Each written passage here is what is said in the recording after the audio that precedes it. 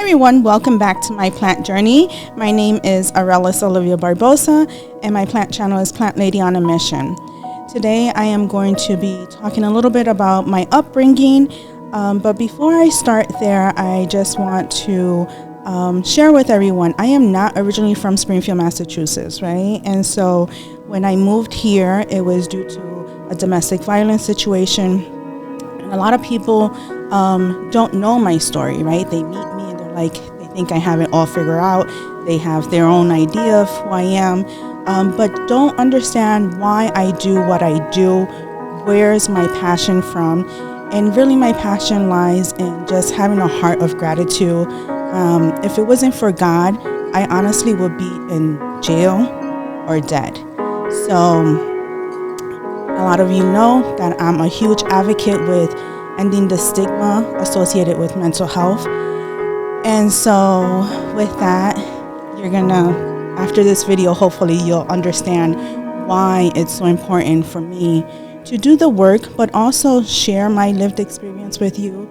Hopefully you'll be able to gain some tools and benefit you if you identify, with a certain situation or someone.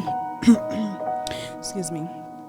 And so here we go.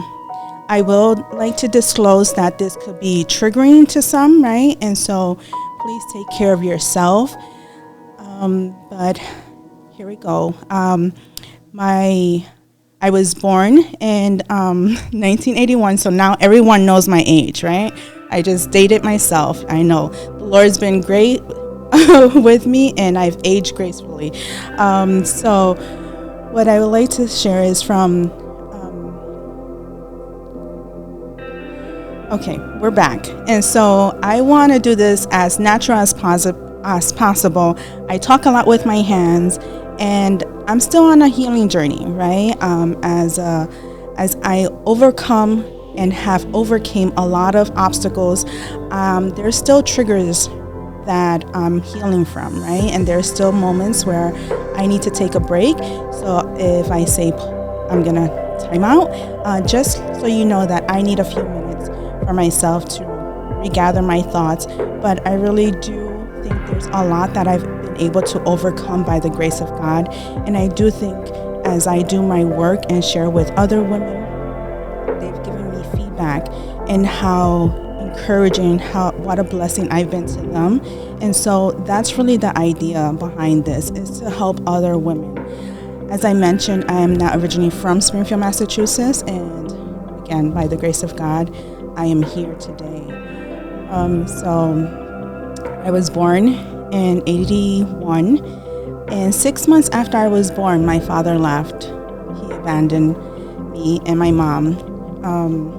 And a couple of years after that, my mom found another relationship, and it was a very dysfunctional relationship. I experienced racial trauma when I was 4 years old, and my mom had to choose between myself or my brother.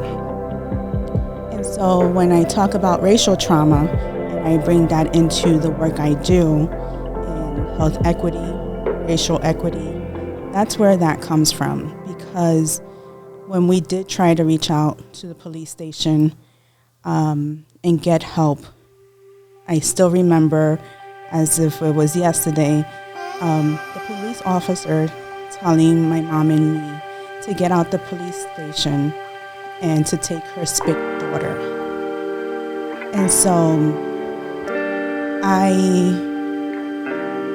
from there, I experienced physically, mentally, and sexually abused from the ages of 4 to 8 by 3 different men.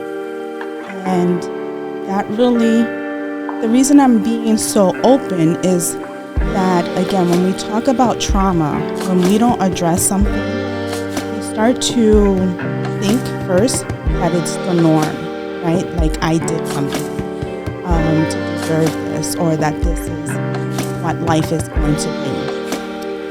There's also studies that say that the first 7 years of a young child's life, that will dictate who they become as an adult. And there's truth behind that, right? But I think if you take the proper steps to do the internal work, we could become more resilient than we give ourselves credit for. Because of that childhood trauma, and I never told anyone. Let me pause. I did try to tell someone at the age of 10, and my aunt told me I was lying. And so I never tried to tell anyone ever again until I was pregnant with my son. But before I go into those details, when I was pregnant with my son, I never really dealt with the childhood trauma. And so when I started dating, I started to look for that fulfillment, that acceptance in my relationships, which was never fulfilled because I didn't see myself, I didn't value myself, I didn't love myself. Not only did I start to look for that love in relationships, but I also struggled in school. I also attempted, and again, could be triggering, attempted to self-harm multiple times. I thought about it all the time growing up. And then it was when I was about 16, I got into a relationship and I saw myself in a domestic violence situation. I was pregnant and at that time I ended up miscarrying due to the domestic violence situation.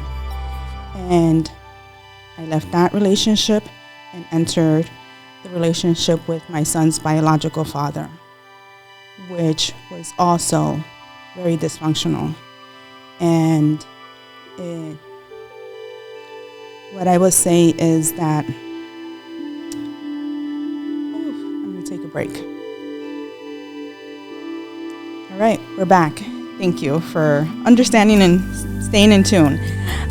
So again, I didn't tell anyone, or I didn't try to tell anyone again until I was pregnant with my son. And that was when I saw myself in a clinic, seeing the doctor. And this time the doctor asked me, which I've been asked this question before, has anyone ever touched you or ever been abused or domestic violence? And this was the first time in the doctor's office that I was alone, and I just stood there and I was like, yes. And he was like, have you ever told anyone? And like he knew automatically by my facial expression. And I said, well, I tried, and I was told that I was a liar, so I didn't try, I didn't tell anyone else. And so he was like, this is something you really need to process because it could come out in your labor. And, you have a history of miscarrying, and this could be that trauma that's stored in your body. And I think it's really important as women that we talk about how we store trauma and stress in our bodies. And sometimes when we are not successful with, carrying babies or conceiving, we have to think, is it something that I haven't dealt with internally, right?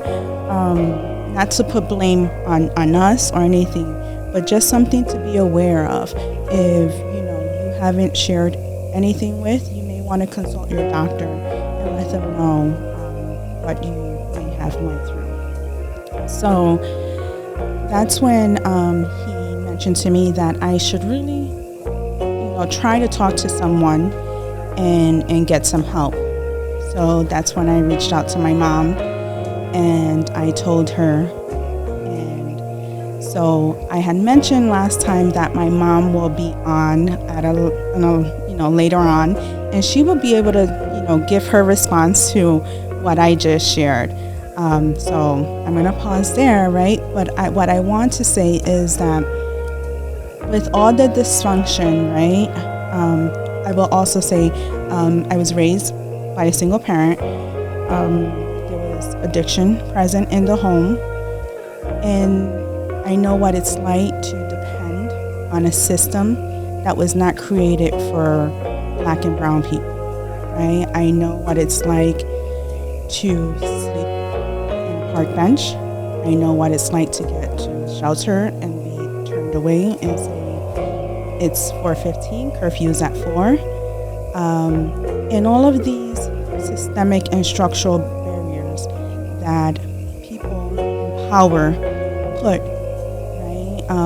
That logically 4:15 it doesn't make much of a difference from 4 o'clock, right? But that's for another story. But coming back, right? Some tools that I would like to share with is, again, I mentioned I wasn't raised as a Christian. I did give my heart to the Lord when I was pregnant with my son. 3 weeks before I found out I was pregnant of Jeremiah, I was a hot mess. I had found out that his biological father was cheating on me. And it was the one thing that I had asked for. I think trust is really, for me, is really important. Material things come and go, but trust is really important to me. And so when he broke my trust, I went crazy. And there was scuff marks on the ceiling. At that time, there was the sneakers, Boings. He had in every color in the closet, and I destroyed each and every one of them.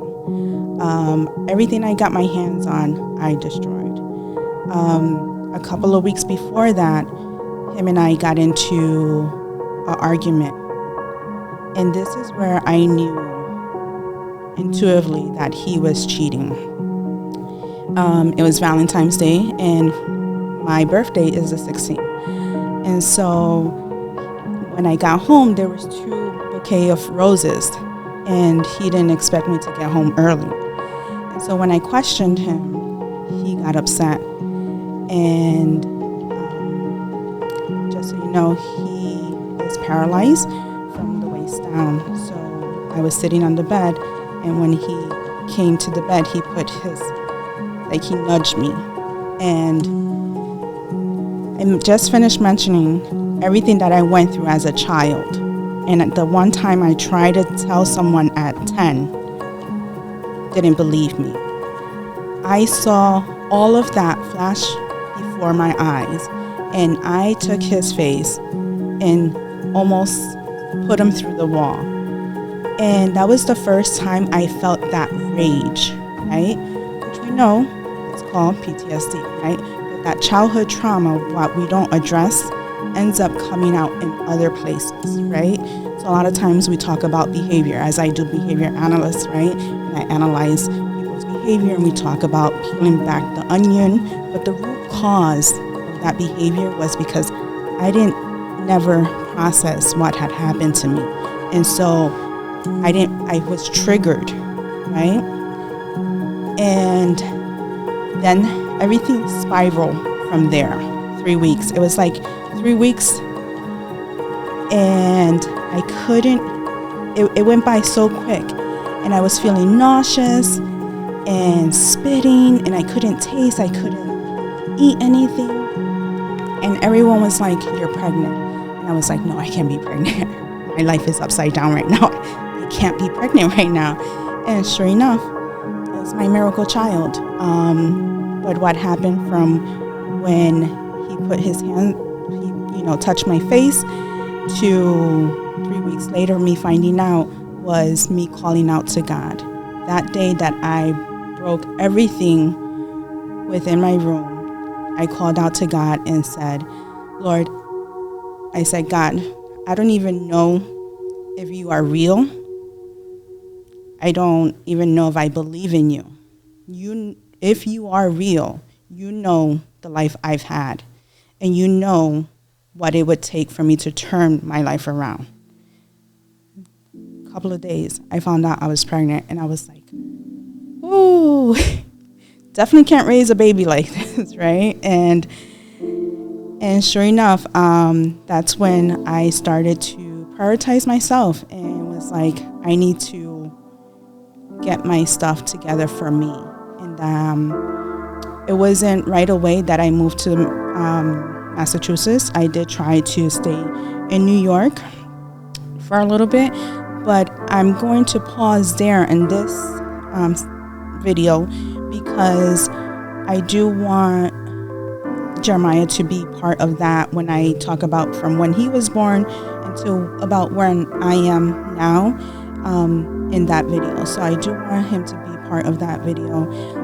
But again, some tools, right, that I did when I did accept Jesus was learning to forgive.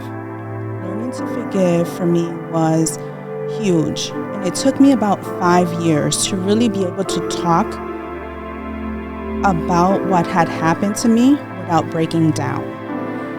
And a lot of times I would go back and say, God, I want to forgive, right? Because I want to be forgiven. And I'm being completely honest, like this was my prayer. Like, I want to forgive because I want to be forgiven. But it's hard when for 21 years, all I could imagine was getting back at these men that had hurt me, right? That had robbed my innocence. And I said, it was one time that it finally just clicked within me that I could forgive them, but I didn't need to have any contact with them. And by forgiving them just meant that I no longer allowed them to have control over my emotions, right?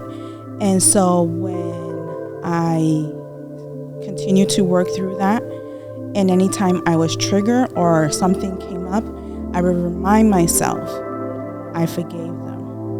And I would be present with my feelings. And I think that's another tool that's really important, is that we have to be present with our feelings. We can't suppress them.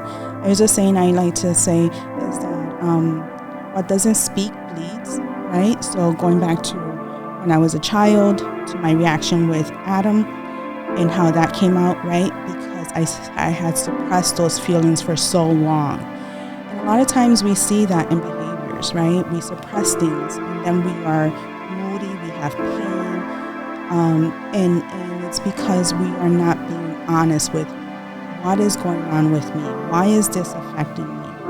And it takes a great deal of vulnerability to really be honest with yourself and remove yourself from anyone that causes you to question your intuition or doubt or harm, for who God's called me to be, right? And I do, again, want to acknowledge that the faith base or God is not for everyone. And if you're tuning in, this is my recovery, right? And so I'm just sharing from my personal experiences what has been beneficial for me. But if you have any tips also that you would like to drop in the comment for anyone else to see, that would be great. I think another thing is I started to prioritize my education. I had been working since I was 15. At least let me say this, on the books, paying taxes. But I laugh because, I don't know, for me, I don't want to sound biased, but as a Latina, you try to babysit or you hustle and get money. You make your way, right? You sell things. I crocheted. I would cut people's hair. So I started to work even before 15, but paying taxes was when I was 15. And my first job was Jacoby Medical Center as a student CNA. And so, I started to prioritize myself again in what I wanted to do. And so my goals were to be financially independent. I didn't want to have to depend on a man to support my son. And I didn't start dating for a long time until Jeremiah was probably, I want to say 6 or 7. I had no interest in dating. I thought my whole life I was content at that point of being alone. I knew where I'm at now in life. I am ready, but that's a different conversation. And I am going to say, guys, if you are watching this video, don't DM me, not interested.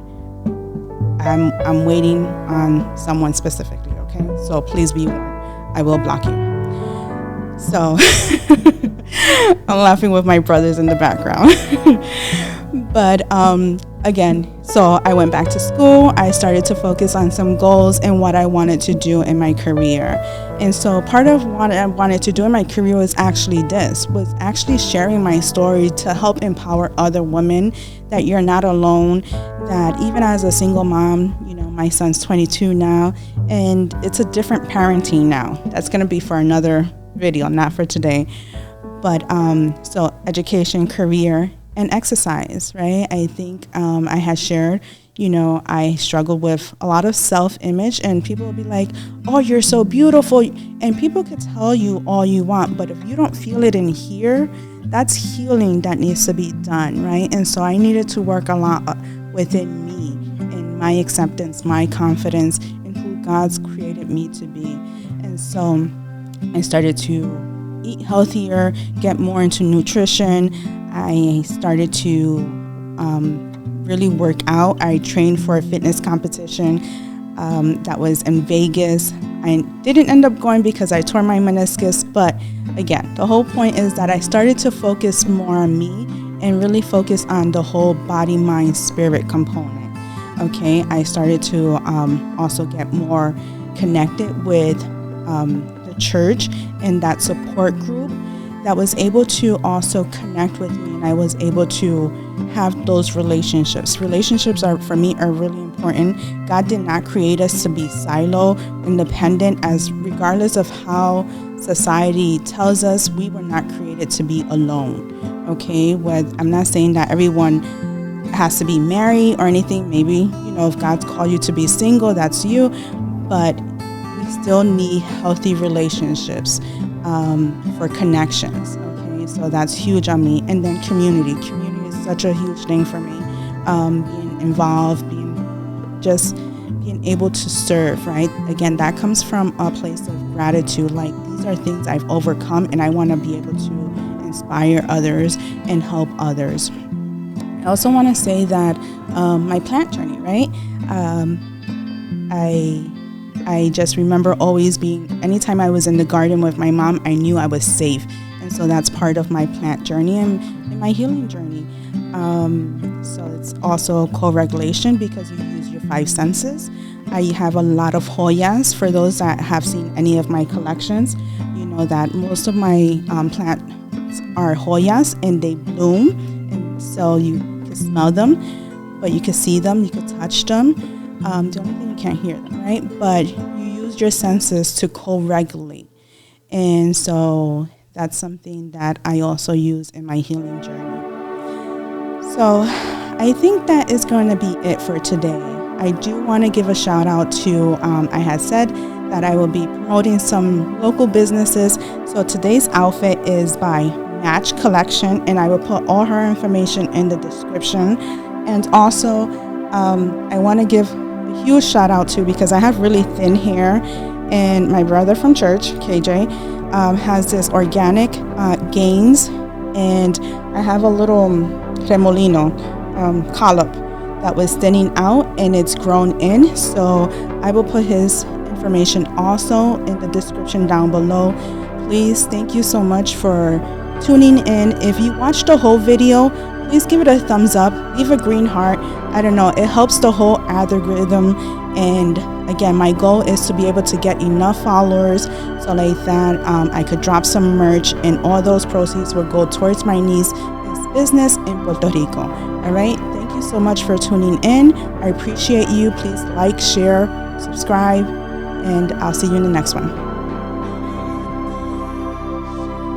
So if you are someone that is suffering from domestic violence, I want you to know that you are not alone, and that there is help. I encourage you to please reach out. I will put all the information where you could reach out, hotlines that you could reach out to for assistance. I also want you to know that I am part of, some initiatives on domestic violence. And if you need any assistance, I will be happy to connect you with those resources also. But please know that you are enough, you are valuable, and anyone that may be watching, if you hear anyone or you suspect anyone suffering from any domestic violence or any kind of abuse, all you need to do is have a caring heart. Be empathetic. You don't need proof. All you need to report is suspect. So please reach out and report. Again, every 3 seconds, someone dies due to domestic violence. So we could change that if we just show up with a caring heart and empathetic. Thank you.